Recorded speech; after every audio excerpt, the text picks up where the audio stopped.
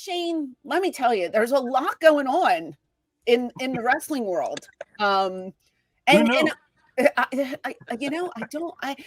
know if you have an opinion on it, but I wanted to see if you did. So, Chad said you didn't even hear anything until he texted you. How can that be?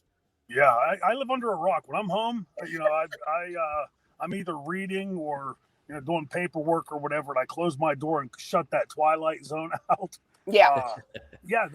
What was it, day before last, Chad, where you sent me the link, and I was clueless. He said, got to talk to everything that's going on. And when I clicked on it, it's, again, this Twilight Zone we're living in, like everything you look at when you first look at it like that, something that crazy, you assume that it's a work or it's made up because it's so outlandish. But once I started reading the different links and working my way through that, you said it a second ago, Freddie, a hot mess, right? This is from where I come from in the business, no place for that.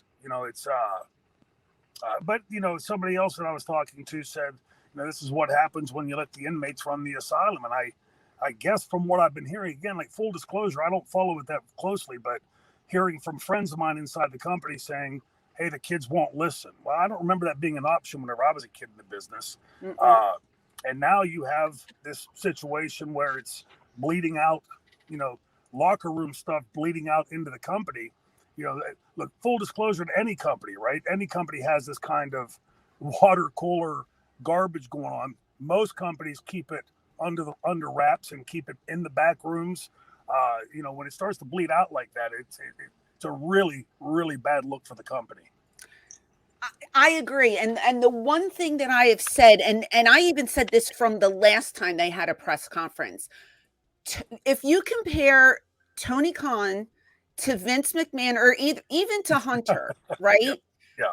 With the way they handle their business, it is like AEW looks so bush league to me. They are cursing. They are. It just looks so unprofessional for running such a huge organization. Say what you will about Vince McMahon, he has never dropped an F-bomb in a press conference that I've heard. Right. It's one way to talk like that behind the scenes if you're in the locker room, because we all know you guys talk like truck drivers. It's accepted. We get it. But when you're in front of people and you're promoting your company, it just looks so bad. I'm watching Tony Khan dropping F-bomb after F, and his crazy eyes are all over the place, and he's sweating, and I'm just like, what is going on with this man? I know he's passionate, which is wonderful. Yeah, sure. I love that about him. But there's a way to handle things. Yeah. And after 3 years, you don't know that this is not the right way to go about things. Yeah, I completely agree. Look, it's the world is well aware, the wrestling world is well aware of my personal feelings about Vince McMahon, but Vince is a professional, right? I mean, that's how he built that empire. You can disagree like I do with a lot of his decisions, but you're never going to hear him, drop an F-bomb on USA.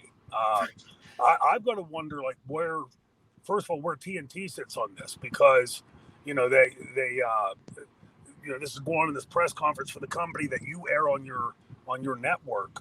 I'm guessing there's probably a little bit of chagrin on their side with that, but you're right. I mean, when and Tony seems, I've never met the guy, but seems incredibly passionate about it, and that's great. That's a huge necessity if you're going to be running a promotion.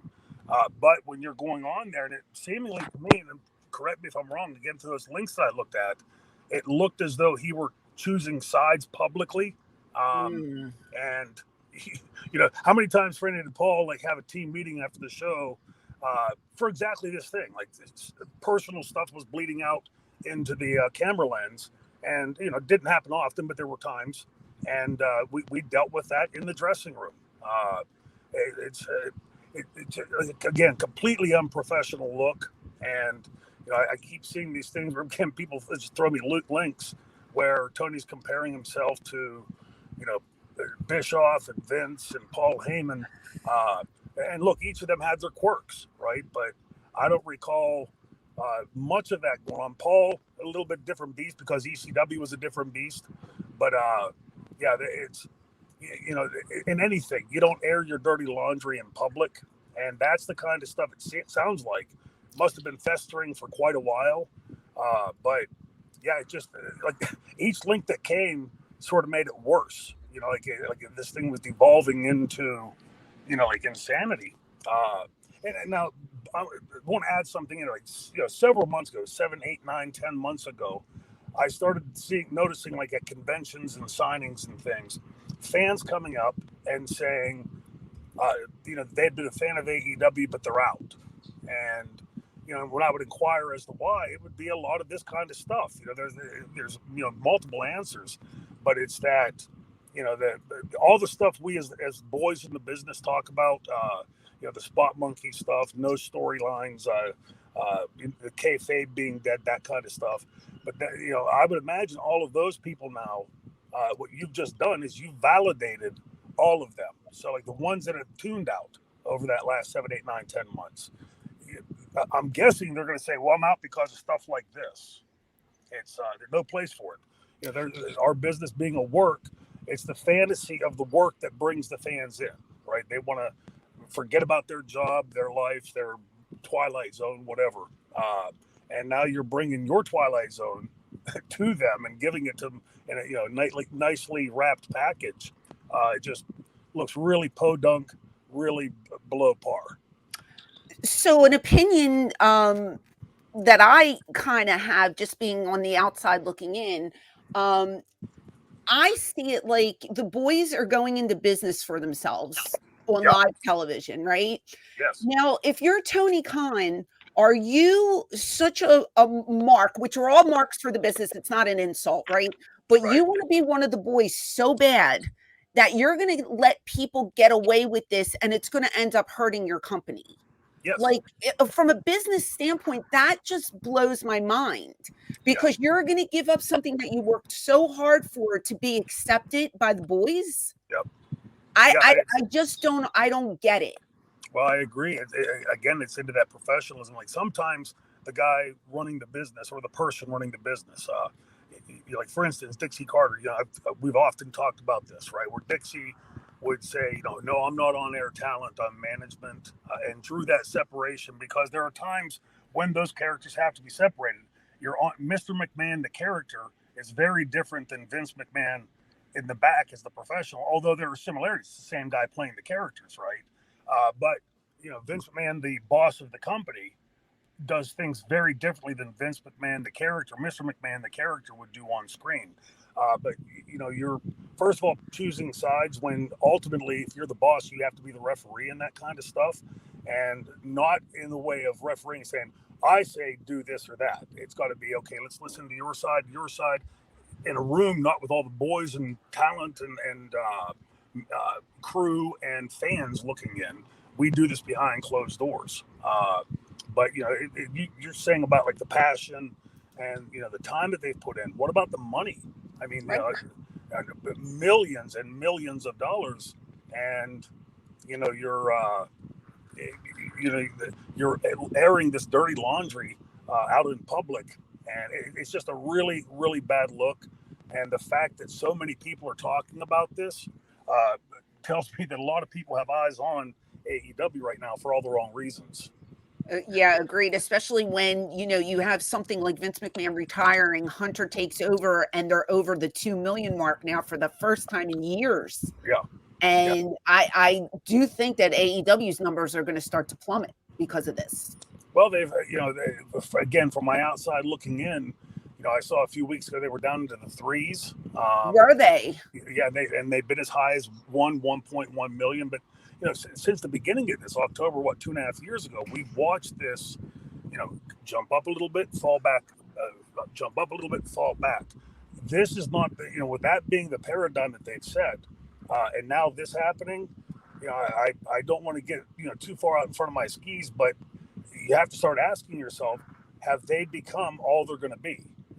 Or can they grow that company? Can they at some point stand on 2 feet and challenge Vince? I think right now that's a pipe dream, They certainly have the wherewithal to do it. There's talent. They've got the money, the outlet with TNT, but somebody's got to be the boss there and start to move everybody's energies in the same direction instead of Punk being over here and this guy being over there and Ace Steel being here someplace. It seems like they're all over the checkerboard, right? And no one consistent message. Shane, who do you think is kind of at fault in the whole entire argument? Is it one side is yelling louder than the other, so they should be heard, or is it everybody's kind of sharing equal blame? Because you shouldn't, A, throw your colleagues under the bus publicly like that, but also you should not get violent and go after them backstage. Oh, absolutely. I mean, there's no place for that in any business, right? But I would think that, finger pointing is one thing. I mean, I think you're hitting the nail on the head here. You have a lot of people going a lot of different directions, like just commenting, not putting this one first, second, or third. I watched Punk give a press conference ostensibly for the company. And swerves off and says this stuff. Now, look, to me, that would be a place where you say, hey, I'm not in the mood, and I'm not going to do this here, but I'll be back at the hotel in half an hour. Anybody wants to talk to me there, I'll be ready. It's private. You're now doing it on your time. The stuff going on in the dressing room absolutely has no place in our business. It used to, back in the day. If anybody hasn't paid attention, then we're living in a vastly different world today than back then. And I think there's a lot of blame to go around, but ultimately, this falls on the head of the guy at the top of the ladder, right? Which would be Tony Khan. Which during the fracas, he's still in the media scrum, never got out of his seat. And during the Jericho portion of the scrum, I felt it was embarrassing that he was literally kissing the ass of Chris Jericho and talking about stories of going to the ECW arena to see Jericho's debut and remembering the tights that he wore. And he wanted to replicate that at the pay-per-view. Yeah. All the while, his company is in turmoil behind a closed door with security guards running past the media, quote unquote media. And he's sitting there of Chris Jericho in front of the cameras. Well, I mean, being an historian, the equivalent would be Nero fiddling while Rome burns, right? I mean, there's something on this list that's a little more important than the other things. And, again, first of all, they're not too far gone, right? I mean, they still have a lot of eyes on them, still have a network. But I would hope that right now, as we're doing this interview, that Tony Khan, his management team, whoever that may be, are sitting down and trying to assess, like, where do we go wrong? How do we fix this? How do we stop it going ahead? I mean, we've heard this for how long from friends of ours inside the business, right? Inside the company, right? That the inmates are running the asylum. Nobody will listen. Well, when that goes on and is allowed to persist in any business, but especially wrestling, where a lot of ego and a lot of, piss and vinegar, they're in that dressing room, a lot of egos, if left unchecked, that'll rear its head at some point. It looks like it started to in AEW. I kind of feel like, now this is showing my age, being in it for almost 30 years. I feel like I know, right? I feel like the dynamics of the business have changed drastically. I feel like there was a lot more, and it's not for every single person performing today. There's certain people. I feel like the level of respect for not only wrestling in general, but for each other has plummeted. And everybody, they're in it for themselves. And I just remember, like, if I ever had a problem with somebody back in the day, I would keep it to myself. And even if I had to work with them, I would go like nothing ever happened, because it's good for business. It's good for the company. It's good for my pocket. It's good for your pocket. Right. Well, and the other stuff is bad for all those things, right? So, like, if you're out in the ring and you and your opponent, everybody knows there's real heat there, that can be utilized in a way, to draw money. But ultimately, you've got to know that I can send these two talents to the ring, and they're not going to break out into a shoot. Yeah. First of all, shoots are boring. If anybody's ever watched a bar fight, hardly as eloquent as a good wrestling match.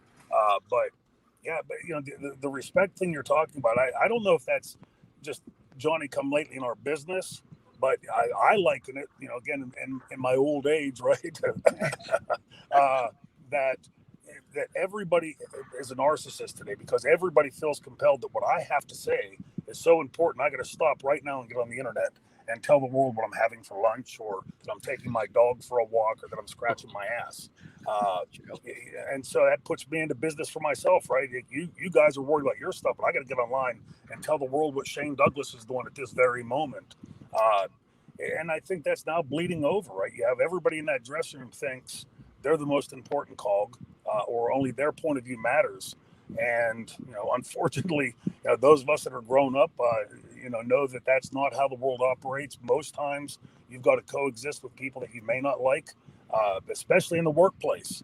And, this is a workplace, so, again, I go back, I don't want to, be savage on it or anything, but like, it's time for Tony Khan to stand up. And if he wants to be the next Vince McMahon or Eric Bischoff or Paul Heyman or whoever, to stand up and take control of that company. If you remember, Freddie, there was some of this with Paul too, that would allow this stuff to sort of fester on. And it was like the boys in the dressing room sort of took that under their own wing and sort of resolved it. But you cannot have the inmates running the asylum. You cannot have somebody thinking they're more important than somebody else, or their point of view is more important than somebody else. And again, that starts at the top. Did either of you ever see anything even remotely close to this unfolding in front of the public, like a fracas in the locker room? I know it was a different time. It was hard to maybe get some information out. But have you guys, either of you, seen anything similar to this in your time in the business? Franny? I've seen fights in the locker room, but they were resolved in the locker room. Yes. I said, if I had a problem with somebody and I went to the ring, I never showed that I had a problem with somebody. Things were discussed behind closed doors. Sure.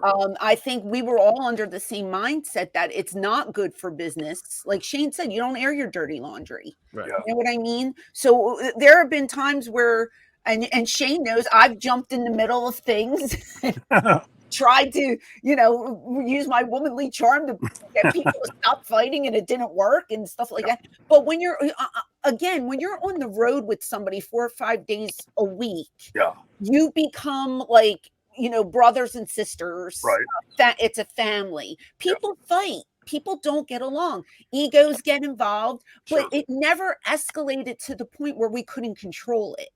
Yeah. And again, rarely aired it in public, right? I mean, it's, right. But we didn't have the internet, Shane. So it wasn't like, there's a mole in the locker room and somebody leaks it. Maybe it was in one of the dirt sheets, which it wasn't as powerful as like a Twitter or an IG today. Yeah. So it was a different era. It was a different time. Maybe we got away with a little bit more than today because we didn't have all the resources to put it out there. Yeah, for sure. And again, that, we're human beings are creatures of habit, right? So I'm used to, if I'm one of the younger kids, that every day I get up and I get online and I tell the world what's important to Shane Douglas at that moment. And now we go into the dressing room and something like that, I got to go back now and tell my fans what happened, right? Because they heard a rumor, so I got to get on there and tell them Shane Douglas' side. And what do human beings always do? They try to get people in camps, right? So are you one of my allies, or are you somebody else's ally? And it's just a perfect cocktail for crap, right?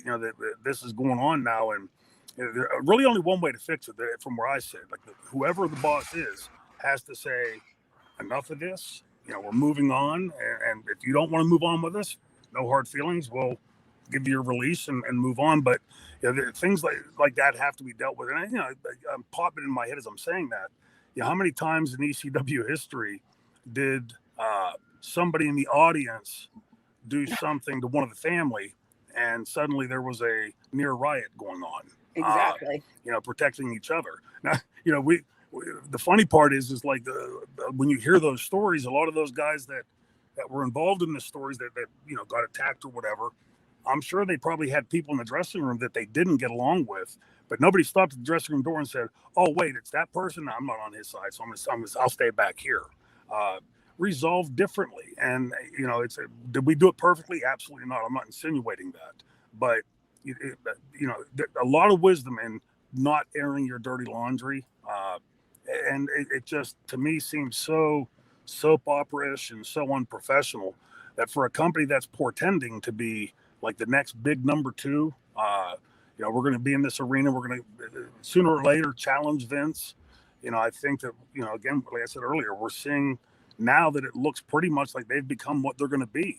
Do they want to stay in that, in that permanent number two spot, distant number two, or do they want to, with all that money they're spending and all that talent they have there, do they want to grow that company and, get it back to a point where there's a viable number two, and they'll never do it with this kind of stuff going on.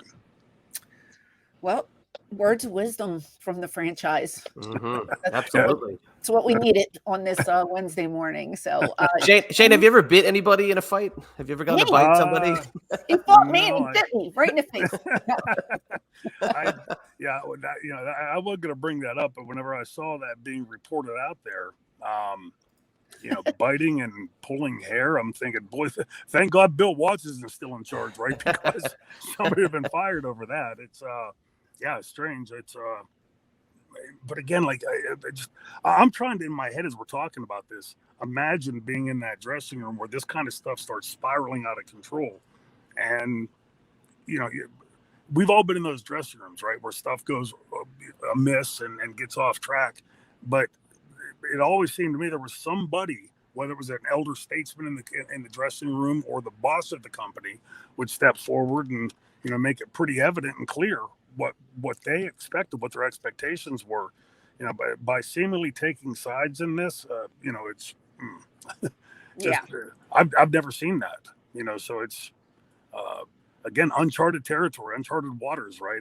It's but very consistent with what we've seen, not necessarily, act for act, but consistent with what we've seen out of this company since the beginning, where it looks like they're starting to get a little bit of momentum, and then something like this happens, or a exploding ring match that looks like a sparkler or whatever, and it just, it just takes it right off that highway into the off ramp again.